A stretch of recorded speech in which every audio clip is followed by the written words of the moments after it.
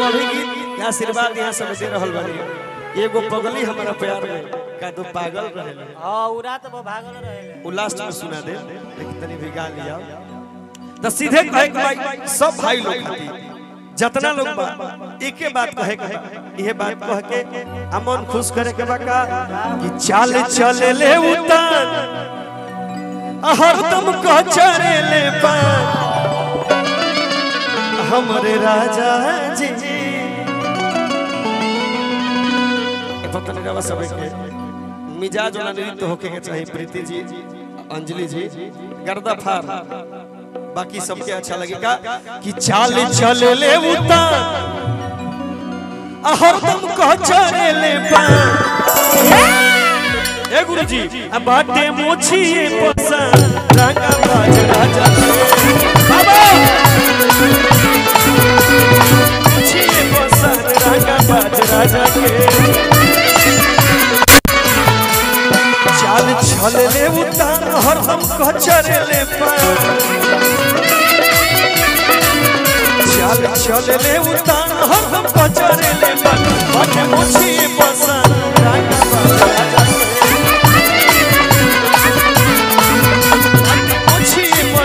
रंगा बाज राजा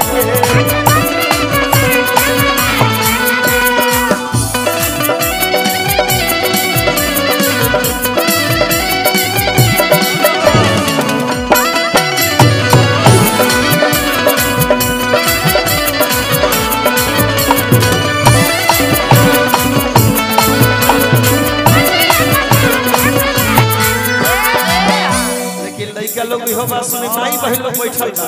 ए बात के ख्याल रखे के बा इहो लोग सुनी खून के हिसाब से का ऐसा रूपवा सजावल का होई ऐसा रूपवा सजावल का होई जब देखी लगे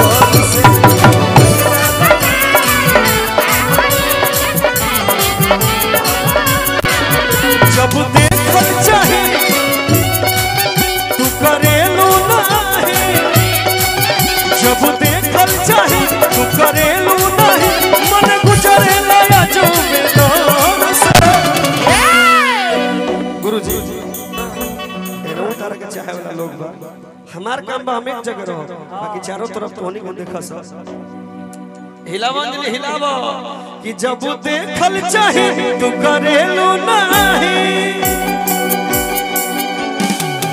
जब देखल चाहे तू करेलू नहीं मन गुजरे नया जो बेदौर से गजरा लगा का हो जब देखी लगे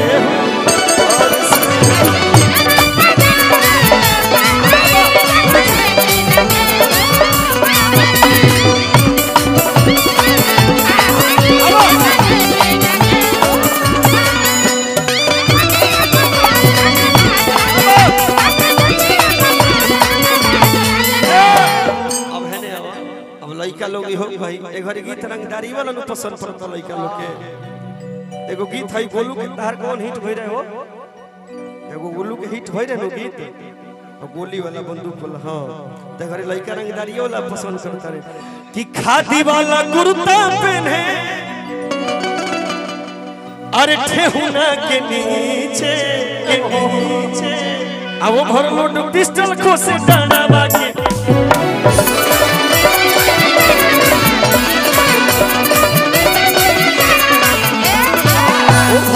पिस्टल खोसे डाना के पीछे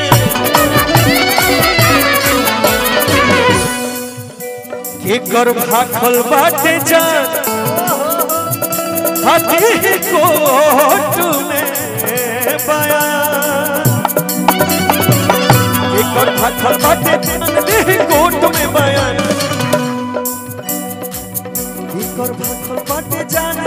कोट में बयान सकरो चलन बा चलन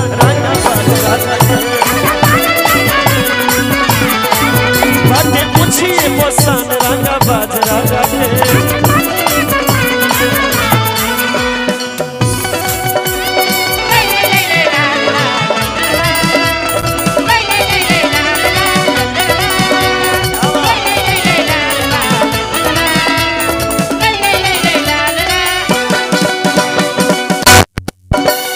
मान